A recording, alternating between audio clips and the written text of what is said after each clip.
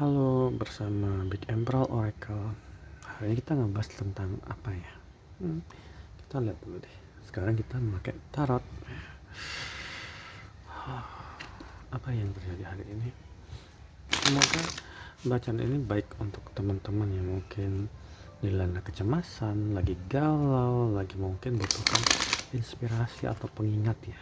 Jadi take it if resonate dan leave it if it doesn't ya. Artinya nggak semua bacaannya akan resonate ke semua orang, tapi ciri-cirinya akan kita kasih tahu karena ini energi general ya, energi kolektif.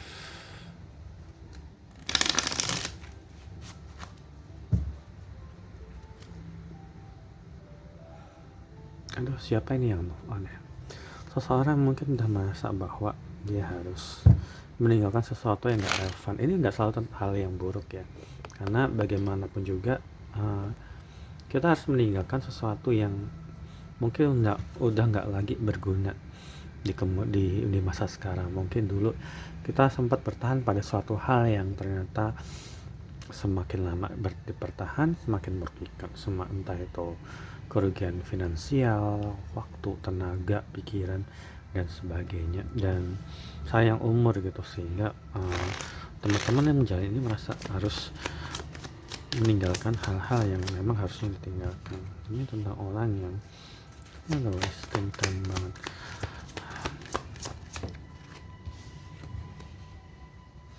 Emperor Energy, siapa ini Aries? Move on. Oh, banyak banget. Just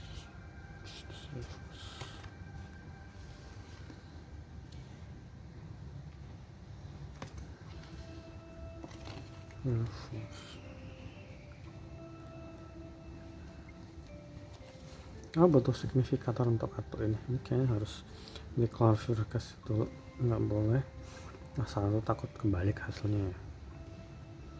Ini ada Emperor Energy. Ini nggak selalu tentang Aries sih, tapi ini akan dominan kamu atau seorang berzodiak Aries ya.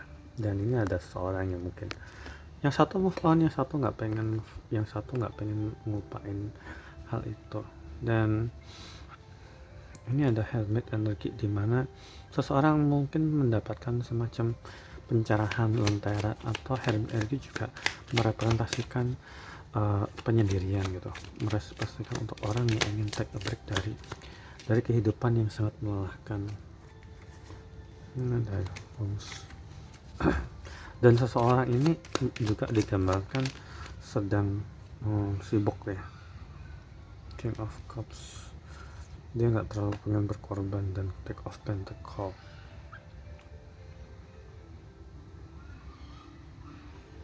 Yang satu nggak mau berkorban, yang satu belum banget sih, tapi nggak apa-apa. Ini jadi bahkan itu ya, kita cari tahu konfirmasi dulu, jangan sampai salah membaca.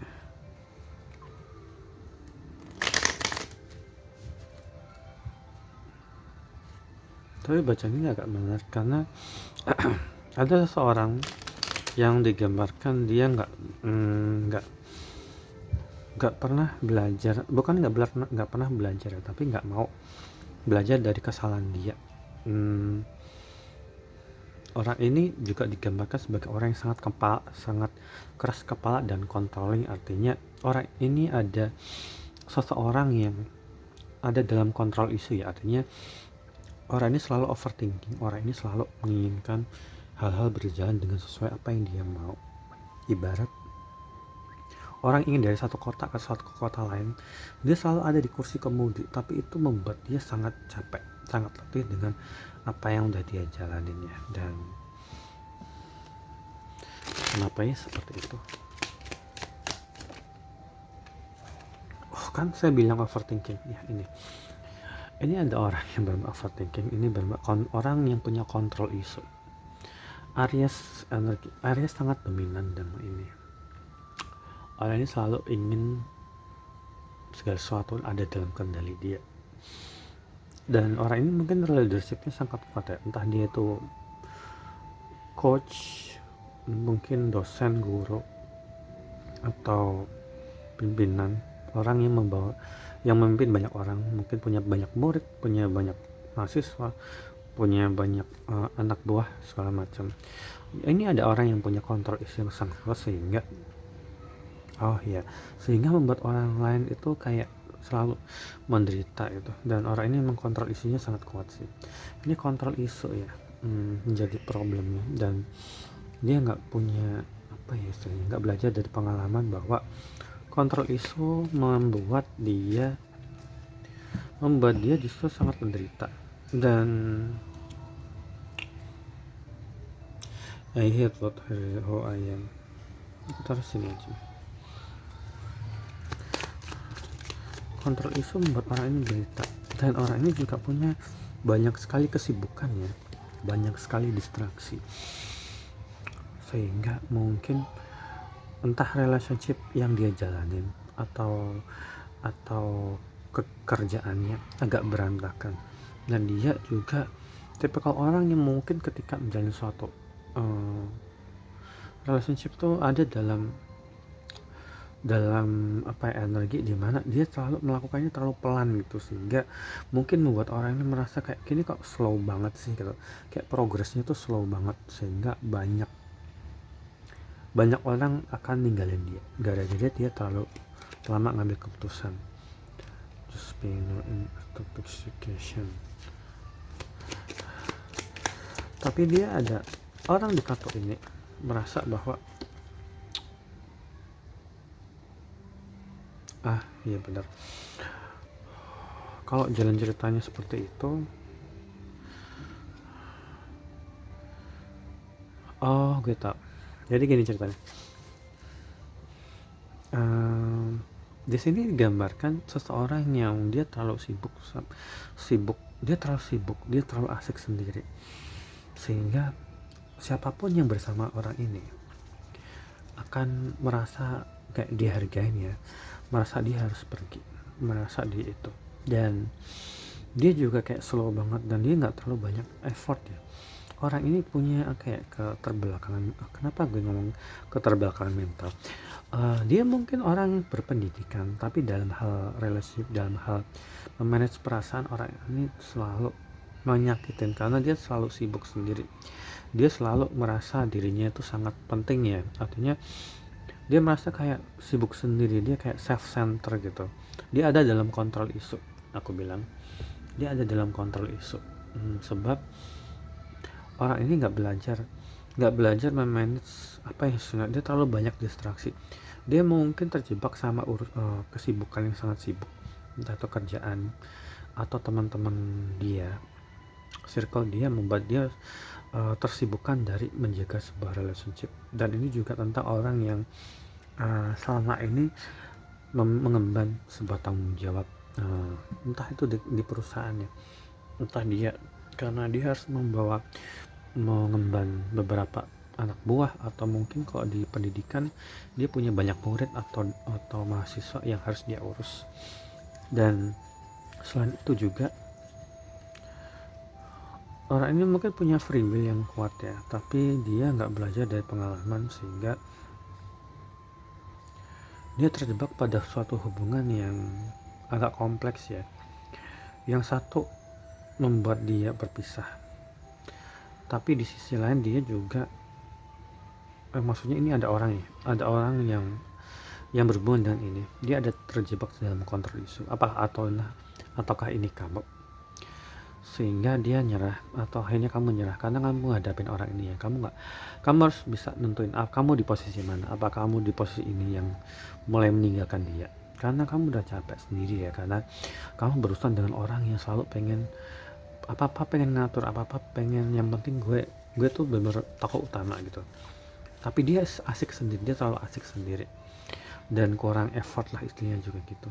Dan orang ini juga punya kecenderungan untuk dia terikat sama mantannya atau kekasihnya yang lain, sehingga dia terlalu banyak terbebani sama banyak hal itu.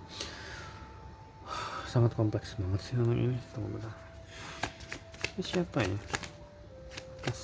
Tapi di sini ada semacam hal-hal yang memang dia harus perbaiki kan. Entah dia harus kembali kepada pasangan yang seharusnya. Apakah ini kamu di posisi ini, tapi orang ini masih terikat atau masih berhubungan sama mantan atau masih temenan sama mantan, main sama atau segala macam. Dan kalian ada kemungkinan besar juga masih berjodoh dengan orang ini ya. Nah, ini ada kasih, tapi ada struggle-nya apa? Manuver yang dimaksud mungkin lebih ke perselingkuhan atau ketika kamu dalam fase mulai intens, orang ini lebih gampang bermanuver ya. Kenapa demikian? Ketika dia bermanuver, kamu menjadi ada kartu ini saya lupa. Dia menjadikan kamu seseorang yang akan mengalami diselingkuhin sama orang ini ya.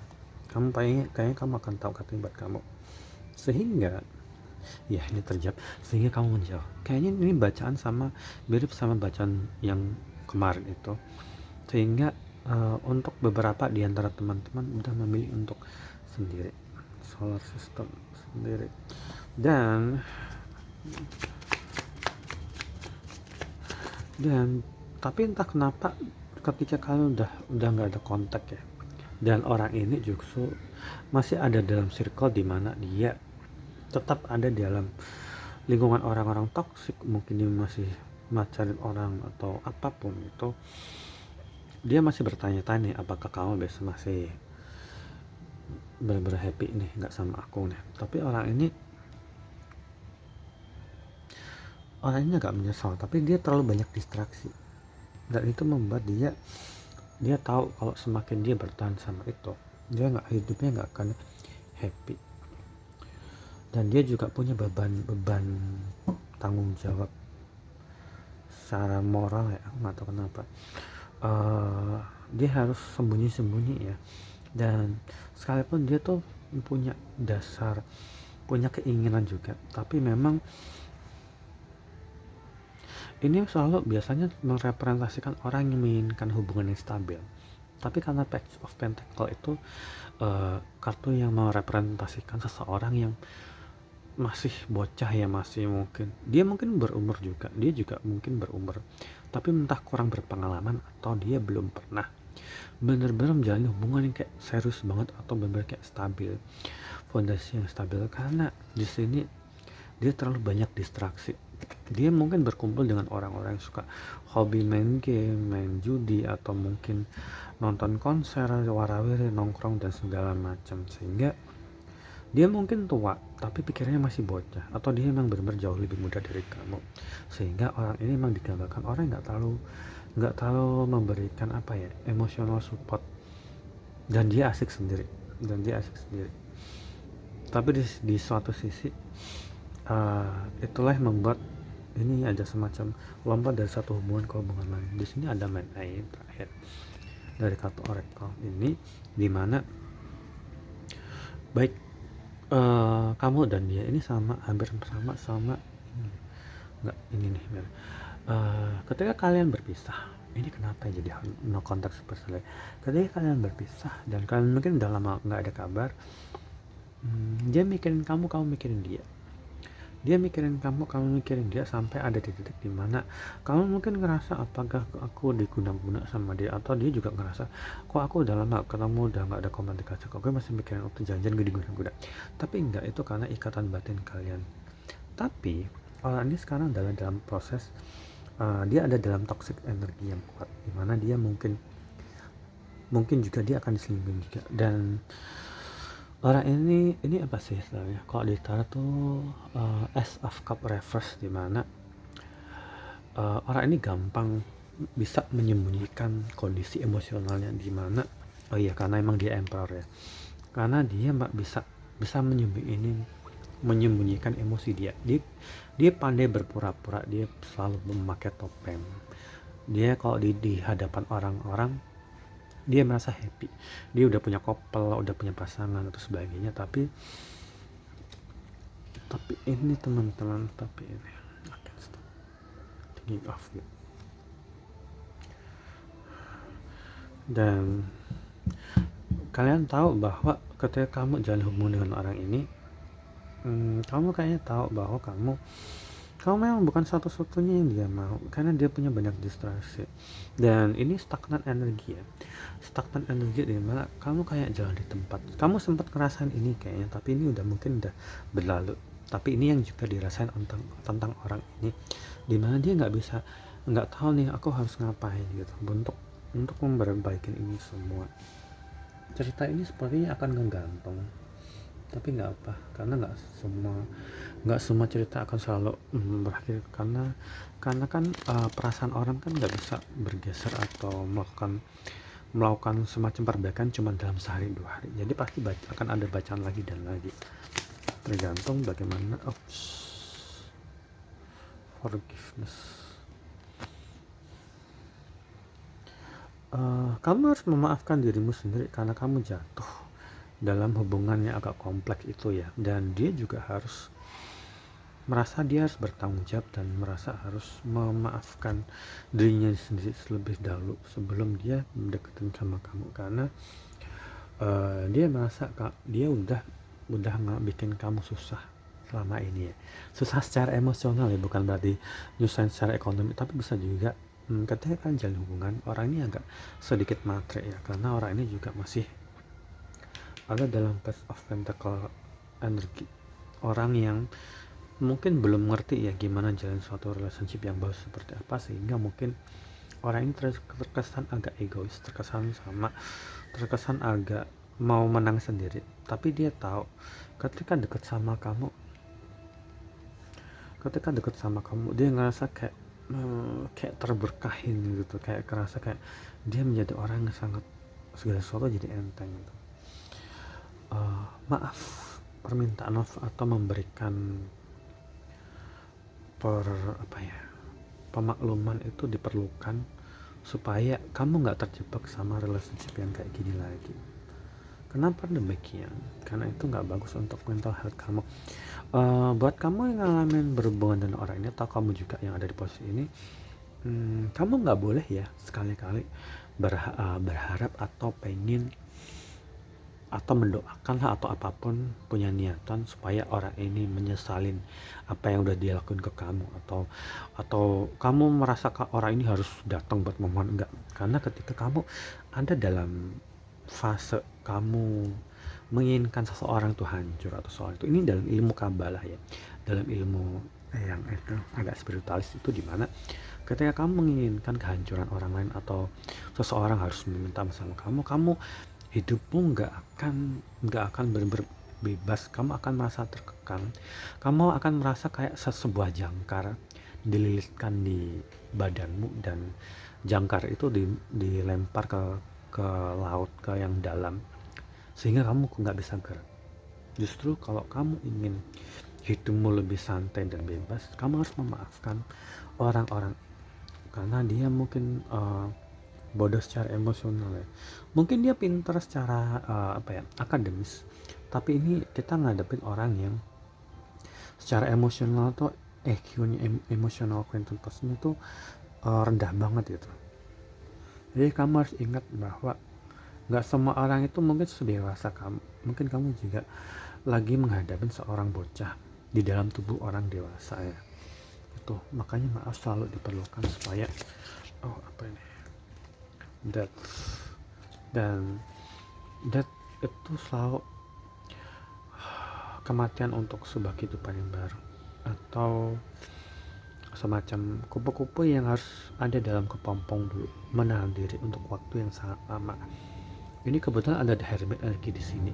Jadi ini pasti kamu yang setelah menjalani sesuatu yang menyakitkan, kamu mulai bertransformasi menjadi sosok yang mungkin jauh lebih dewasa, dan mungkin orang gak akan mengenalin kamu sebagai orang yang kayak dulu lagi. Kamu udah gak lagi kayak dulu yang lugu, yang mungkin orang ini juga bisa mentoleransi, tapi orang ini pun juga kayaknya udah ngerasain bahwa kamu udah berubah, kamu udah gak kayak dulu lagi yang akan mohon dia untuk kembali, atau pengen nunggu dia untuk minta maaf atau kayak semacam nunggu dia. Enggak, kamu udah bertransformasi menjadi sosok yang jauh lebih dewasa. jauh lebih bijak, karena kamu ngalamin hal nggak menyenangkan itu membuat kamu merasa gue nggak mau stagnan di energi ini gitu. Kamu tahu itu, dan justru setelah kamu bertransformasi, orang ini merasa dia punya beban moral, beban emosional yang selalu dia tanggung sampai sekarang. Dan ini kesabaran, bersabarlah pada hal-hal yang nggak menyenangkan ya. Dan ini juga dia emang disarankan untuk bersabar dalam menjalani itu. Kenapa demikian? Karena itu tadi nih, dengan kesabaran dan keteguhan dan disiplin ya. Disiplin, kamu nggak boleh pelin-pelan dalam menjalin hubungan, apalagi hubungan itu hubungan yang lebih intens ya. Jangan sampai pelin-pelan, jangan sampai kamu jalan sama ini, jangan sama itu akan berantakan. Kamu akan tahu ini untuk kamu atau bukan. Dan ini kita diingatkan bahwa ini adalah proses bentuk karmic energi yang sangat kuat, dimana kamu mungkin bertemu sama soulmate-mu ya, pasal ini ya, soulmate-mu. Cuman masalahnya orang ini mungkin jauh lebih muda dari kamu dan dia nggak effort banget, dan kemungkinan besar orang ini juga bertemu dengan orang yang menyedot energi dia, entah semacam apa ya, karmic partner atau third party energi yang sangat mengganggu, membuat dia terdistraksi dari hubungan yang seharusnya dijalani sama kamu. Perseverance dan tekad, kegigihan. Ketika kamu gigih menjalani sesuatu, percayalah bahwa apa yang udah kamu jalani selama ini bukan sesuatu yang sia-sia. Pengorbananmu pada seseorang, sekalipun orang ini mungkin bodoh secara emosional atau semacam itu bukan sesuatu yang sepele, bukan sesuatu yang gak berguna. Kamu akan tahu bahwa justru setelah kamu mengalami ini, kamu benar-benar bersabar dan kamu disiplin, kamu udah bertransformasi. Itu transformasi bukan berarti mati ya, tapi seperti phoenix yang hidup kembali dari abu. Sementara orang-orang ini mungkin sekarang ada dalam proses ya, berulang-ulang menjalani karmic loop ya. Karmic kayak sesuatu yang membuat dia berputar-putar gitu, dan dia juga mungkin dalam proses dia juga dikhianatin segala macam. Ini kenapa ada guilt di bawah ya, guilt di bawah, dimana